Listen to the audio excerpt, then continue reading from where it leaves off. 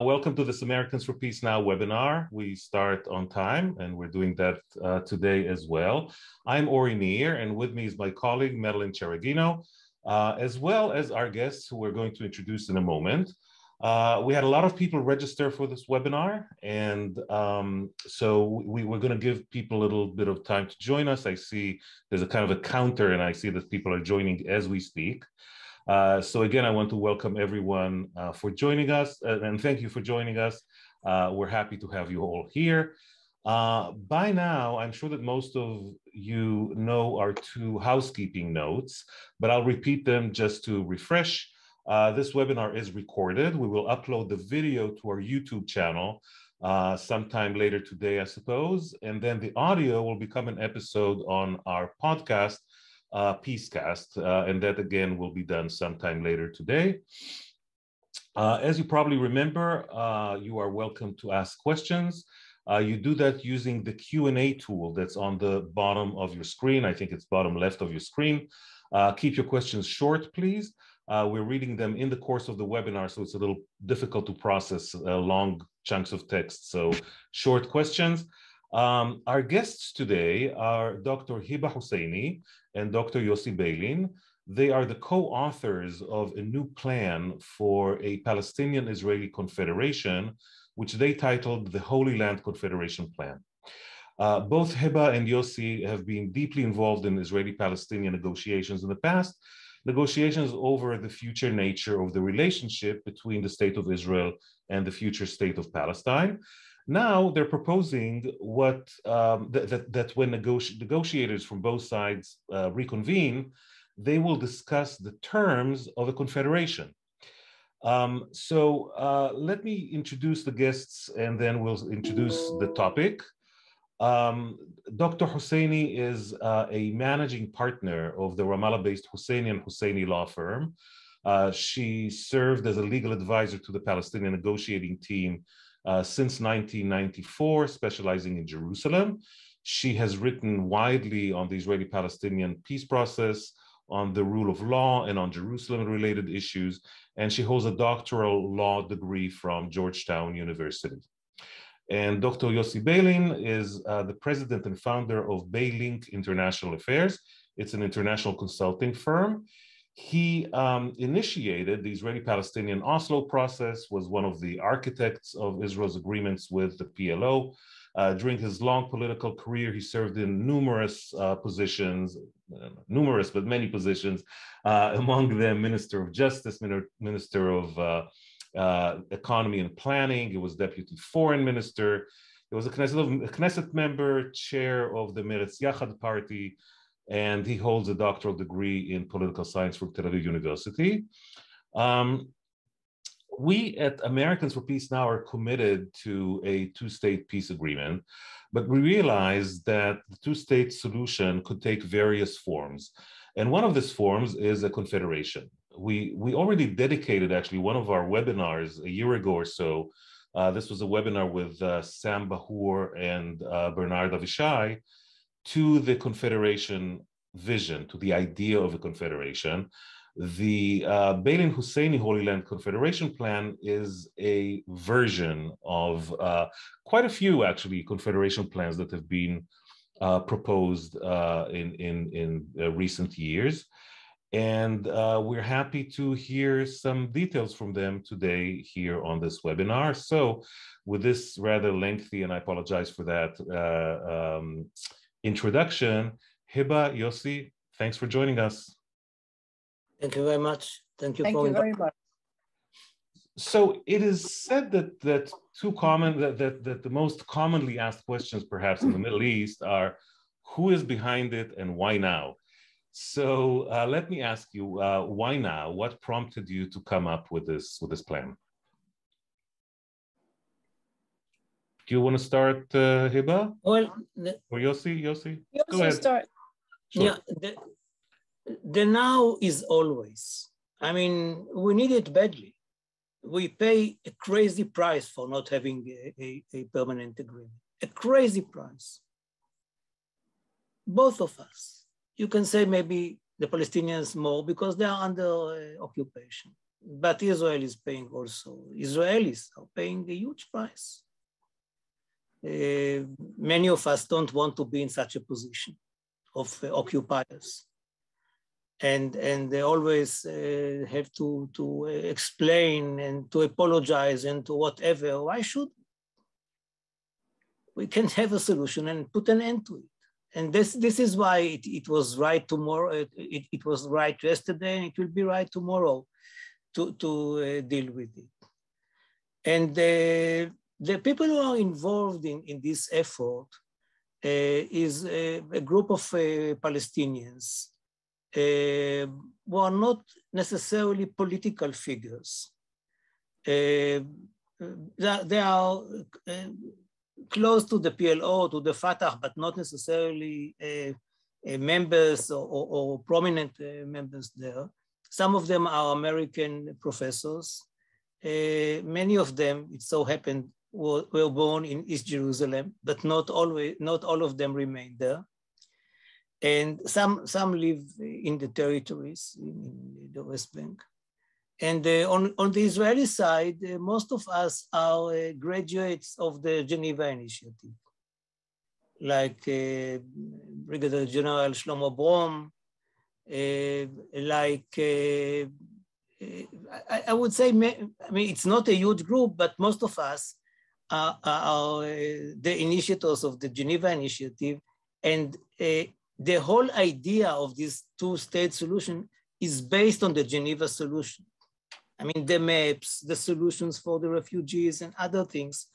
We did not invent the wheel. We decided not to get into details again, because the details are there, and 500 pages of annexes on water, and you name it. So we made our job was a little bit easier because what we did is to put an umbrella in many ways on the Geneva Initiative. It's not only that, but in many ways it is an umbrella on the Geneva Initiative. Why do you say umbrella? What do you mean by umbrella? Because it is the two-state solution. It is a way to implement the two-state solution.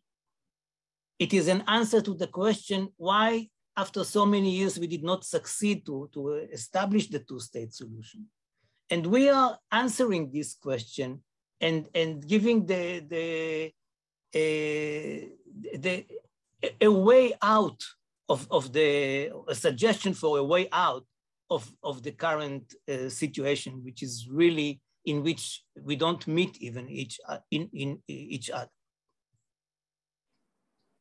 So do you want to maybe just elaborate, since we're talking about the way out and the way to accommodate the two-state solution and to maybe build upon the Geneva plan?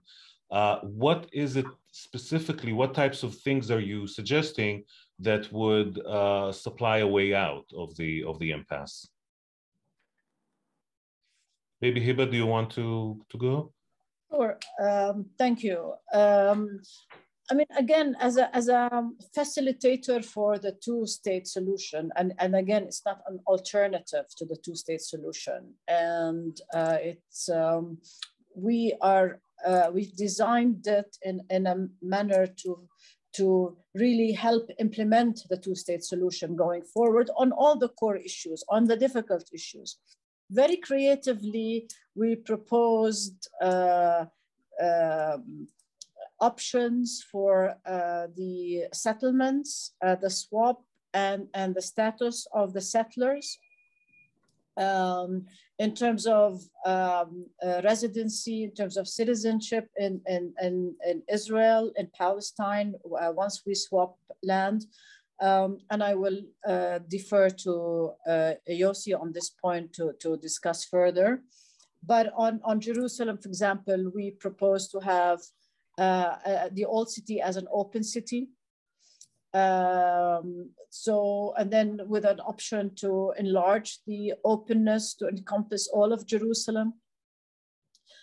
We proposed also a mechanism for sharing the resources, sharing the land, sharing, I mean, this land is a very small territory.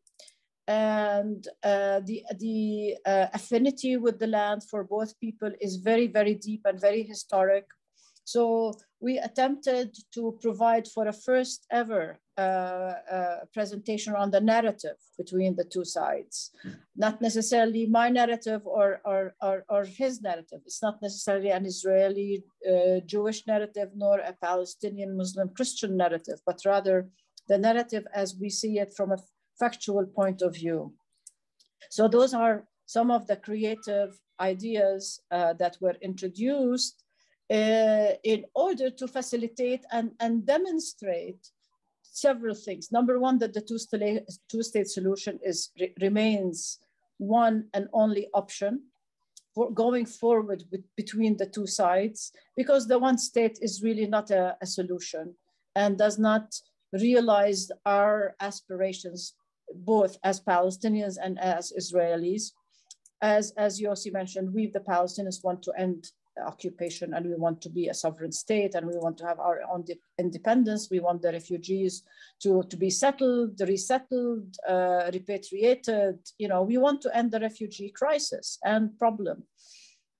And we also want to draw the borders and know where we stand. Where do I come in and where do I leave from? I don't want every time I go through an Israeli internal checkpoint or even for that matter, the Israeli international borders, and be subject to Israeli rules and policies and with respect to passport control and entry into my own home.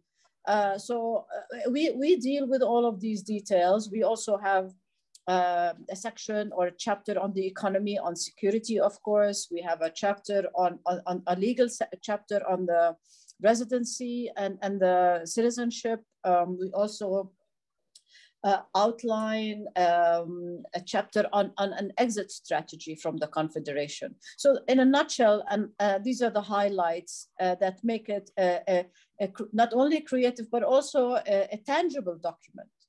It is a document that you can work with, and this is why we like to share it with all of you and get your feedback and test the ideas and explore the ideas further. So here, let me give the floor to Yossi to explain a few more things. Well, actually, our question was the following one. If when we ended the negotiations on the interim solution, on the Oslo main principles, we did not know what was the real permanent agreement. Both sides were not prepared for a permanent agreement and did not discuss it internally. Now we know that by and large, it is something like the Clinton parameters of December 2000. Mutatis mutandis. So the big question, I mean, you can see some changes here and there in the Kerry suggestions, in our Geneva Initiative, and so on, but it is all based since 2000 on Clinton. Now, the question is, if we know more or less what is the solution, and that was actually almost agreed upon by Olmert and Abu Mazen in 2008, beginning of 2009, why doesn't it happen? And the answer is usually, okay, it is the leaderships. But from time to time, we did have leaders who were ready for that. So actually, we go to the following conclusion. On the Israeli side, it was I would say, the fear of the prime ministers to go to the settlers and to evacuate them.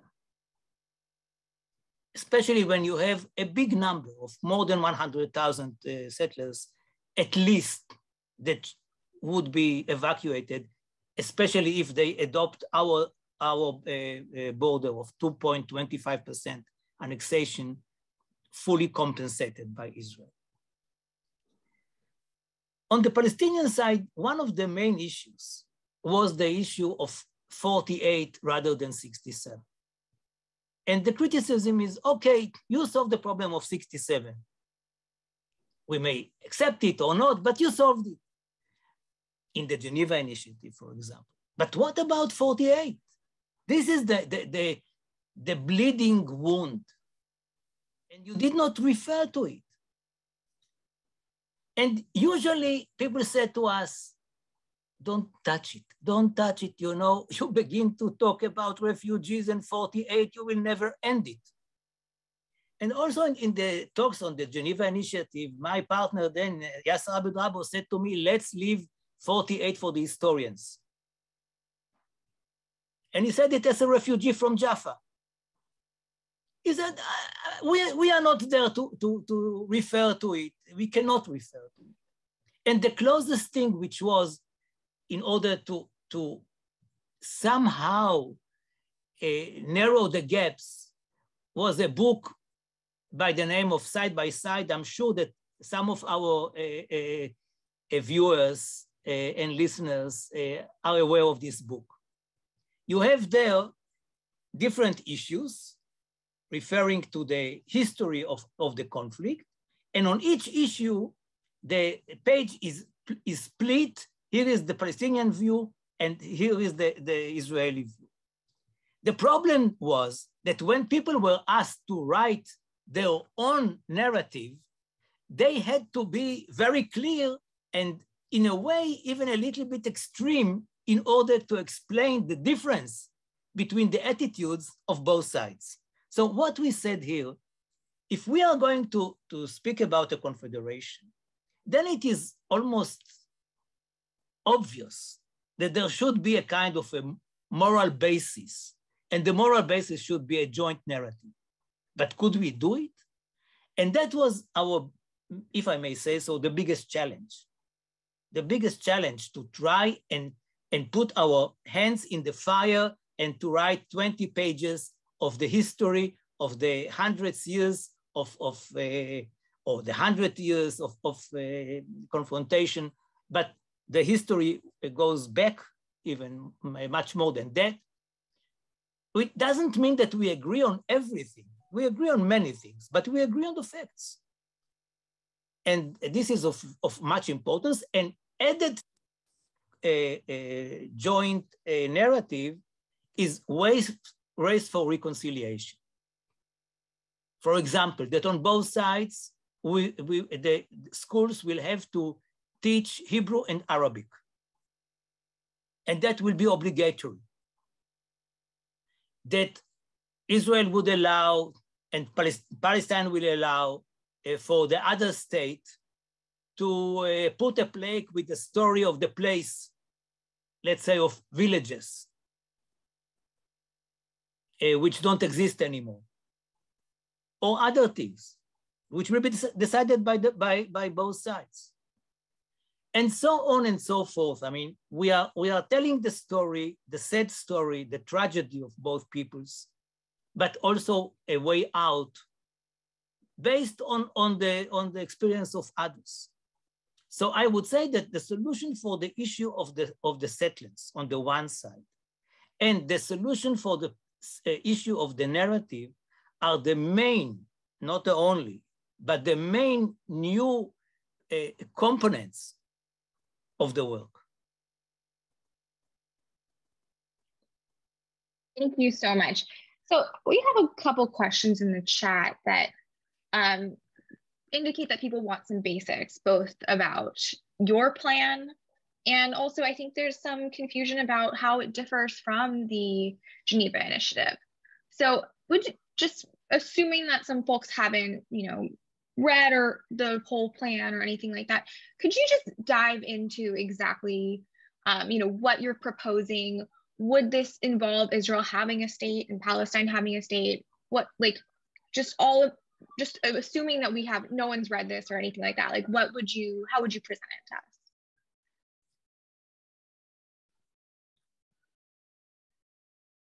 us? Shall I give some input? The proposal we're making in this plan is the following. We will have 1 year to negotiate the permanent agreement. Palestine will be declared a sovereign state.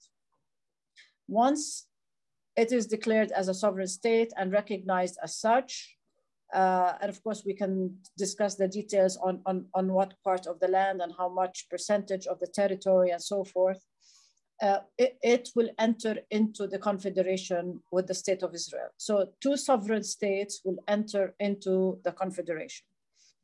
Then we will have a period of 30 months to implement the permanent agreement that we had negotiated.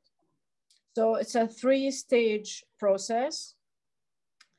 Negotiate a permanent status agreement over a 1-year period, then enter into the confederation as the recognized state of Palestine, so two sovereigns, then have a period of 30 months to implement the issues that we have negotiated involving the matters that we have just outlined in our previous discussion. That's in a nutshell what the plan entails. And then we have a lot of more work to do. We still have not completed a lot of the details. We have not ironed out the details of the institutional chapter. I mean, we propose joint institutions, of course, as I said, to deal with shared issues, shared resources. We still have not fully developed the legal chapter in terms of the permanent residency of Israelis in the settlement, sorry, in the evacuated, we have not determined all the details related to the status of the permanent residents in Palestine. Once we have the swap, we have not also determined how an equal number of Palestinians would be permitted to become permanent residents of the state of Israel, that on top of the number of refugees that would be returning to Israel or finding residence in Israel. So there are a lot of details in terms of the mechanisms that we would have to be still worked out. So go ahead. So just for clarity for everyone who I think may have gotten confused in the chat, we've got an Israeli state, a Palestinian state in confederation, but still their own states, and a shared open city of Jerusalem. So Jerusalem wouldn't necessarily go to either side. Is that correct? No. This is not the idea. The idea is that Jerusalem will be divided. I mean, the border will be very clear. Okay. There will be Jerusalem as the capital of the Palestinian state and Jerusalem as the capital of Israel. Nevertheless, there are two parts. One part is that the old city of Jerusalem, which is less than a square kilometer, will be an open city. So the people could enter the old city. They will have to leave the whole city from the same gate. This is the issue of Jerusalem, of old Jerusalem. Then in the future, we said that every 4 years at least, the two governments have to sit together and to refer to actions of liberalization of the relations between them. The border regime is the most important one, and the freedom of movement and of trade and many other issues. But the issue of how permeable will be the border is our main question, and this is something that was not mentioned at all in the Geneva Initiative and in the other two-state solutions which were offered in the last years. So, and then one of the options will be that Jerusalem as a city, not only the old city, will be an open city, like the old city. It is not a must. This is a vision. This is a hope. And it depends, of course, on the situation. If the situation is calm, then it will be easier to do something like that. If, God forbid, this is not the situation, so we will wait another year and another year until we do that. And just to clarify, again, this is because we were following the Q&A here. we are talking about a separation, a political separation into two states, two sovereign states that will have an actual border, and the border will more or less follow the 1967 lines with land swaps, one per one land swaps, correct? Exactly. Okay. Correct. So if that's the case, then there's obviously the issue of settlements, and as everybody knows, we are Americans for Peace Now. Peace Now, settlements is our issue. And I think that most people who are with us today will agree with me that they are the most serious, at least physical, obstacle to peace. So your plan tries to offer some kind of a solution to sort of circle the square, square the circle, whatever, when relating to settlements. In other words, if I understand correctly, some of the settlements will remain in the sovereign state of Palestine.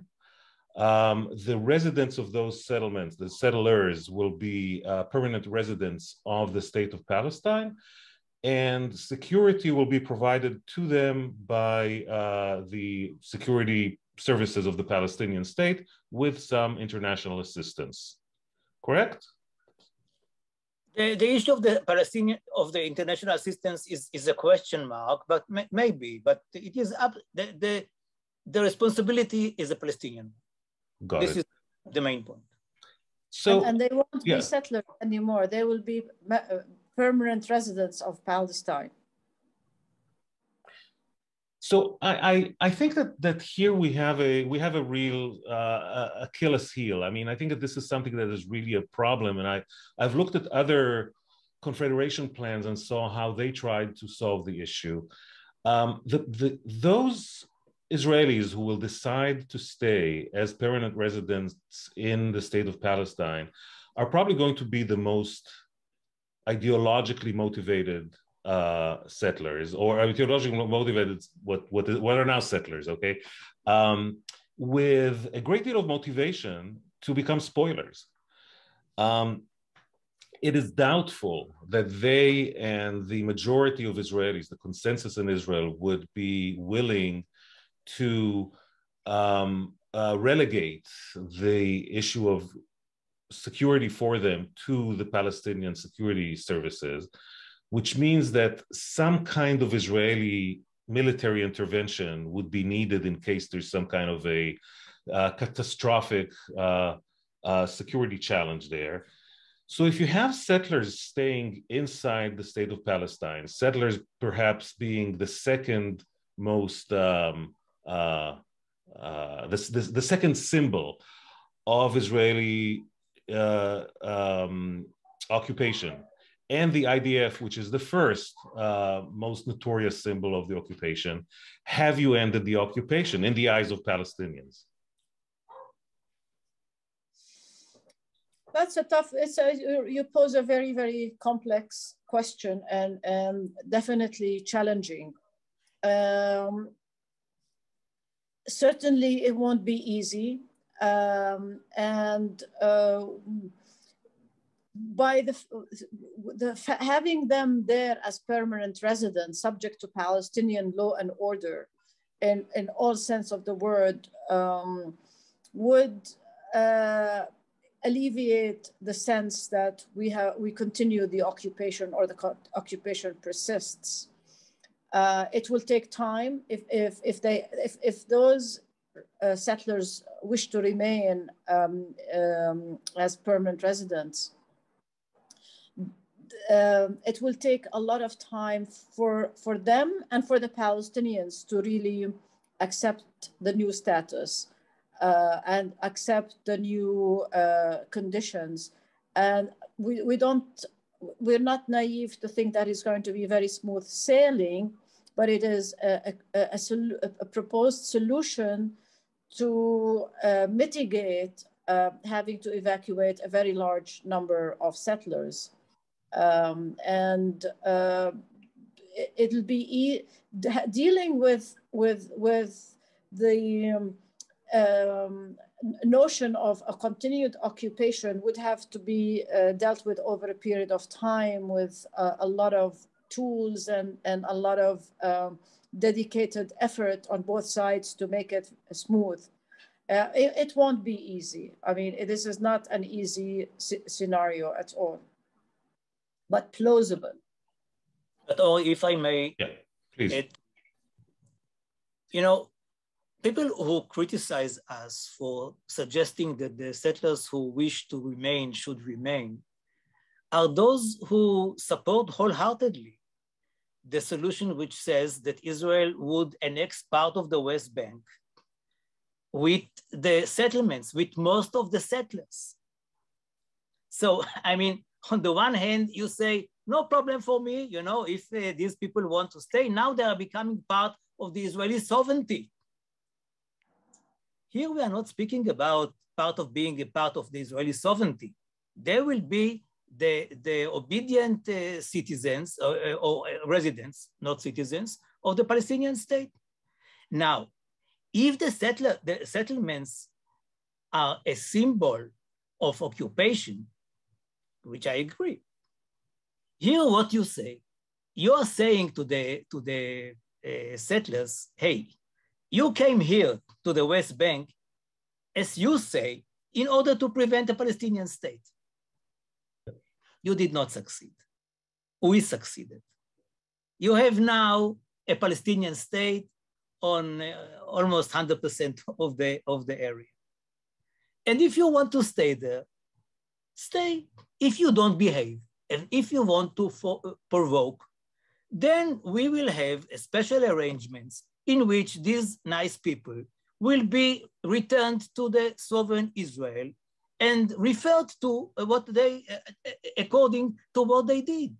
It will not be so that forever some small settlements will provoke every night or every day, and the Palestinians will be idle and we will be idle and nothing will happen.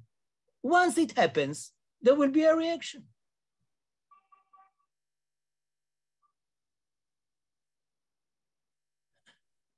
Thank you. So I have some questions in the chat I'd love to start getting to. It's been, as you can see or imagine, it's quite active in the Q&A box. So let's see. So we've got a lot of questions about extremists, which I think kind of follows up on the question of, you know, settlers.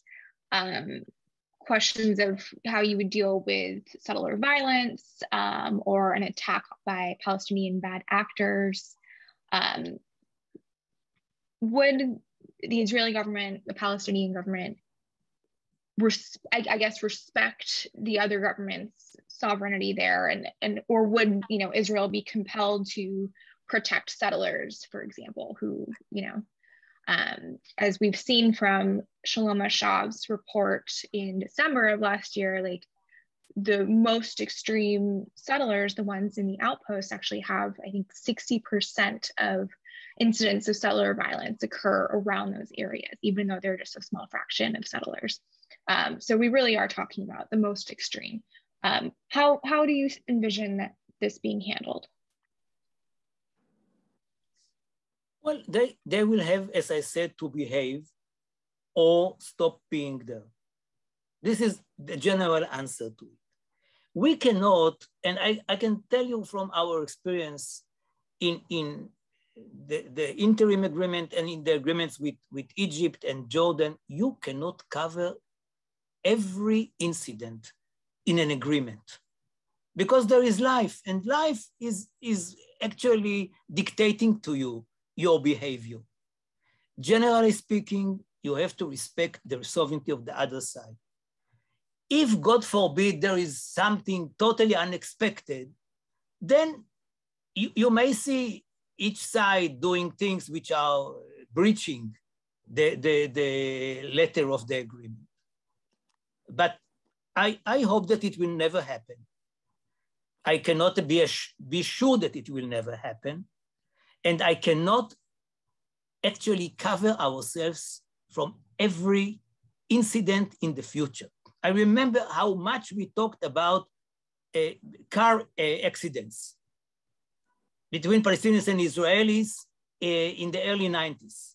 What will happen if and what, you know, life goes on. And we found solutions. We don't have every day not even every month or a year, a legal question in the case of car accidents. So we can say something very simple. See the current situation. See the awful behavior of some settlers towards Palestinians with the olive season and whatever. This is the current situation.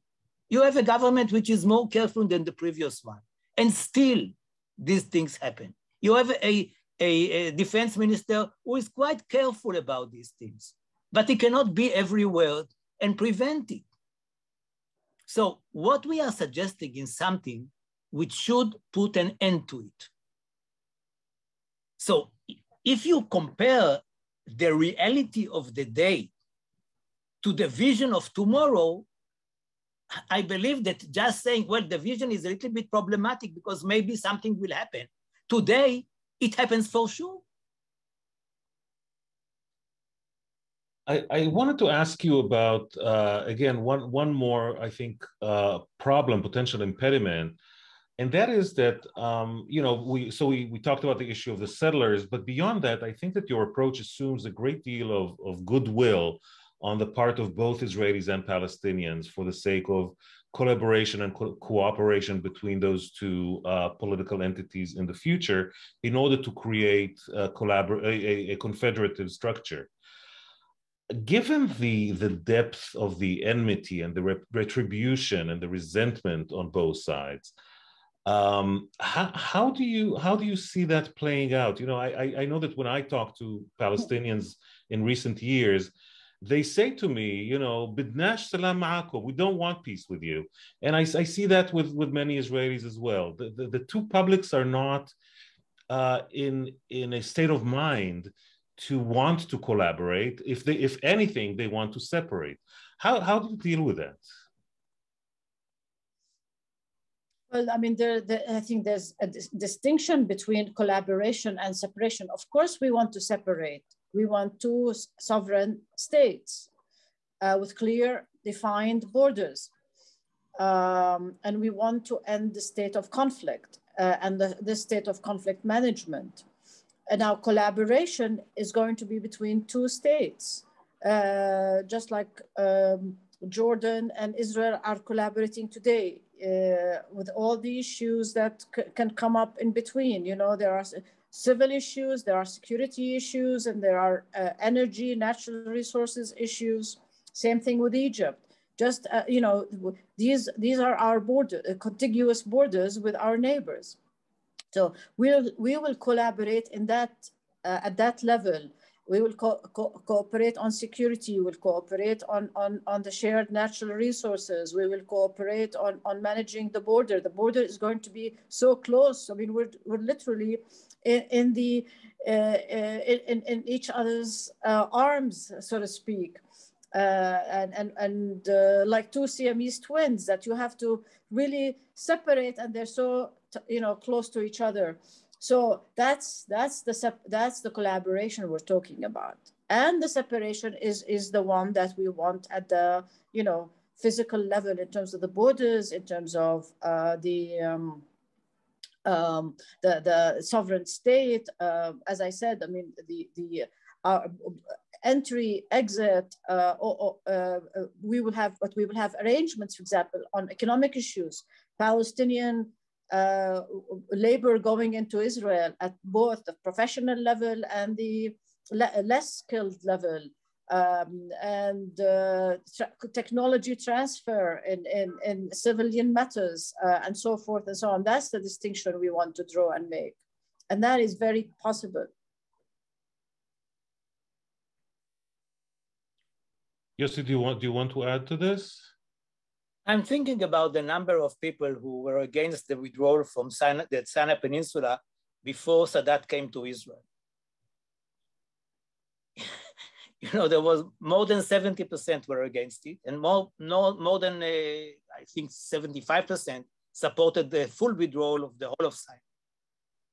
So when we speak about before and after, you know how many people, what was the percentage of people in Israel who were against talking to the PLO under any circumstances? Just a day before we exposed the Oslo Agreement. And then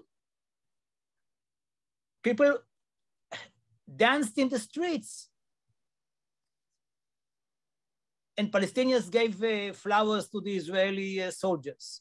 It was crazy. I mean, I'm not worried about what people are saying in such a period when I compare it to what it will be once there is an agreement. By the way, the agreement doesn't have to be a confederation. It can be any kind of other agreement, although there are not too many kinds. And people will be happy. And the fact that today people say, I hate the Palestinians, I hate the Jews, I hate this, I did, it is true. I mean, it's like I hate French, I hate Germans. But see what happened in Europe. Kind of this hatred, you still feel in Europe from time to time. When they speak about the French, they speak about the Germans and whatever. But, and we know that the real attitudes will not change in one day. And this is why we are speaking about a gradual process. We are already building some important a kind of an important basis for confederation, but a full confederation, the way we would like to see it, will not happen. We are not going to have one parliament, one government, one leader, which is usually the case of confederations. No. And if we, as Hiba said before, we have chapter 10, which deals only with divorce. So that if one of us don't like the other so much and says, no, we cannot go on with you, so we will divorce in a nice way. It doesn't have to be a crisis or a continuation of the conflict, but the two-state solution, full stop.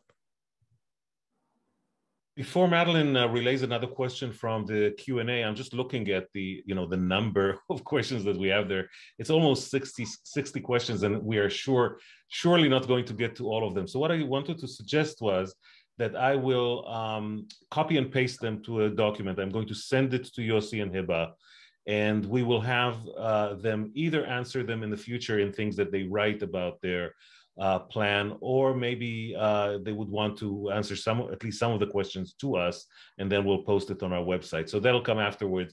We will really try to accommodate as many of the questions that you've asked in the Q&A. Madeline, go ahead.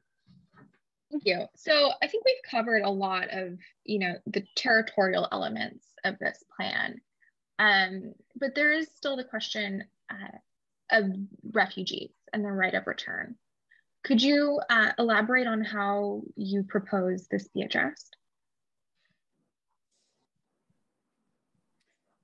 The idea is to rely on the proposal made in the Geneva Initiative. And the mechanism also was discussed during between Abu Mazen and Olmert in 2008. There will be criteria for the determination of the refugees in terms of returning to the state of Palestine, some number with limitation based on humanitarian and family reunification principles, going to Israel, and there would be a number a number already has been settled in third countries. So refugees have elected to be in countries like Canada, Sweden, Norway, Australia. There are, and other countries. So the mechanism for, and of course the bulk of the refugees would be coming to the state of Palestine.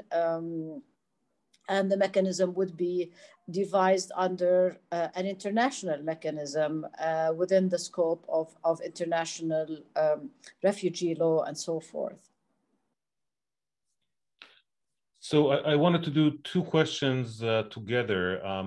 One of them has to do with the kind of reactions that you've received so far to the plan.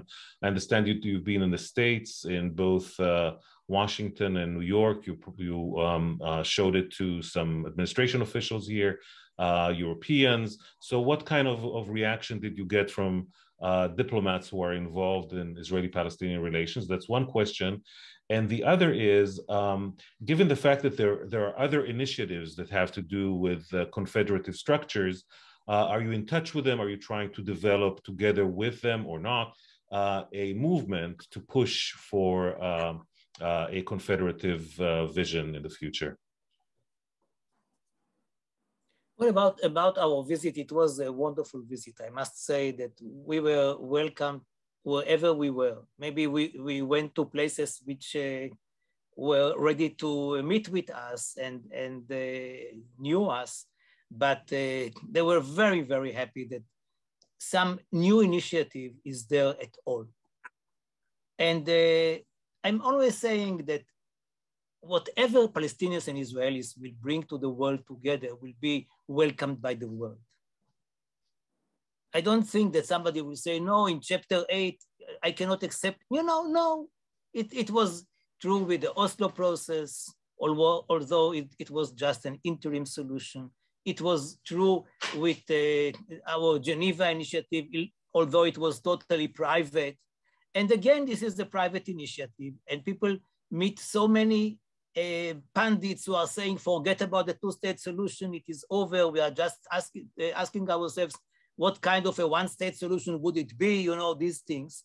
And suddenly we are coming together with a narrative, with a solution, and they are hugging us. So what was important for us is to share with them the details and to ask them to put it on the agenda of their talks with leaders in the region and out of the region. We met with the Deputy Secretary of State, Wendy Sherman. We met with Mrs. Barbara Leaf. We met with senators. We met with congressmen. We met with the UN Secretary General Guterres and with others. And nowhere there was criticism against it. I mean, the question is how realistic it is, of course. And it is realistic more than let us say, Trump plan, the wonderful Trump plan or something like that. Much more realistic in my view than that. So I really believe that the question is not necessarily whether the world is going to accept it, but how the world is ready to be involved in something like that, especially, of course, against the background of the horrible war in Europe. It is the only issue in town, and now it is really impossible to come to the world and say, please, deal also help us to solve our problem, because thanks heaven, now it looks as if it is controlled. We know that it can change tomorrow, God forbid. But right now it seems somehow controlled, and the world, or the leaders of the world, are firefighters. This is their role, they are firefighters. So we have to wait a little bit to the end of the current war in order to come with our problem and say, if you don't deal with it, it will explode. And just really quickly, if you may, about coordination with other confederation ideas. Yeah, I mean, it is very far from not cooperating. We work with, there is a land for all with which we work, and we appear in their events and vice versa. I mean, there's no, we don't have events actually. They are a grassroots movements. We are not trying to be a grassroots movements, and this is why we don't compete. I mean, we are doing what we did in Geneva. We sit together and we publish a book. And then we can come to the world and people say, what is the confederation? What is the difference between confederation and federation? The federations already collapsed all over the world. What do you come with? So we say, okay, take some hours. It's not such a long book. Read it, and then let us talk. And this is our spécialité de la maison. This is why we don't compete with anybody. Others don't do that. Yeah. And before you go, Madeline, just a quick question to Hiba. If you may just give us an idea of how this idea plays out in Palestinian society. I mean, is it something that resonates, something that people are talking about, interested in? Well, definitely. I mean, I've received very good feedback from different levels. We're still waiting to meet with the political leadership. We made a request to President Abbas and his team. I know for a fact that they're reviewing the document pending our meeting. But others whom I discussed this with, at several levels, they welcome the idea. They'd like to learn more about it, and it's the freshest thing that's come up in years. So although there's among youth, you get the sense that they want to go for the one-state solution, but I think this is a statement reflecting frustration rather than a genuine solution that they aspire for. I mean, I'm sure they don't want to be in a one state where they are second level citizens or residents and so forth, second class rather, or even third class. So this is not where they want to be in 3 years, in 5 years, in 10 years. And I think this is resonating with them. And so far, I've had, to a large extent, positive feedback. They want to explore it further. Good. Mm-hmm. Thank you. So I'm going to actually move us to a totally different part of this issue that we haven't talked about at all, but it's come up in the chat quite a bit already, or in the Q&A, I should say, sorry. And that's Gaza. First, we're hearing, questions, and I think this is an often repeated talking point. When Israel pulled out of Gaza, they got rockets, missiles from Hamas. Rockets, not missiles, to be clear. What's to say that wouldn't happen if, in the event of a confederation and the IDF pulled out of the West Bank? Second part of this question, though, is actually how you would address Gaza and Hamas in the establishment of a confederation and how that figures into the matter. Well, Hamas should be, sorry. Go ahead. I will not push you like Barack pushed Arafat, You never so push please, don't want to use force.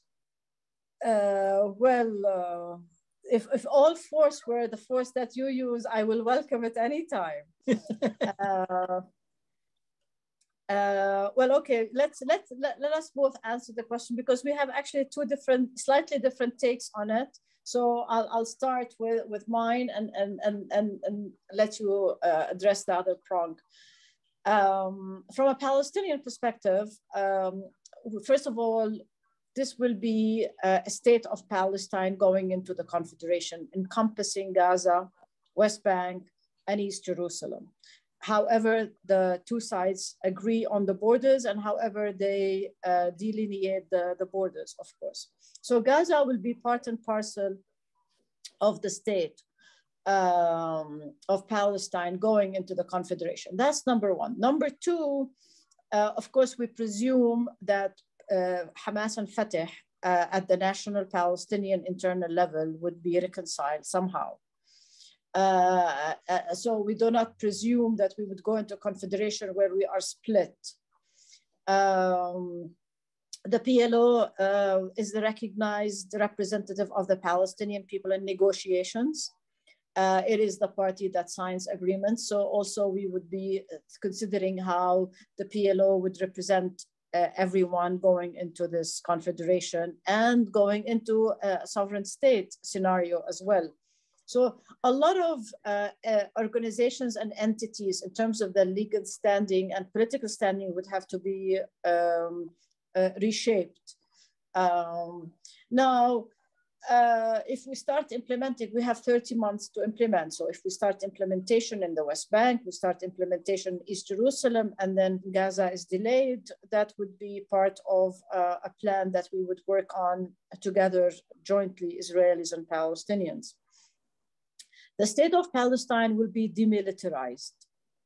And in that sense, no tolerance, zero tolerance for any kinds of militia power, or weapons, and no tolerance. There would be zero tolerance for any kind of attacking each other and launching attacks against each other, Palestinians and Israelis. So that will be part of the agreement.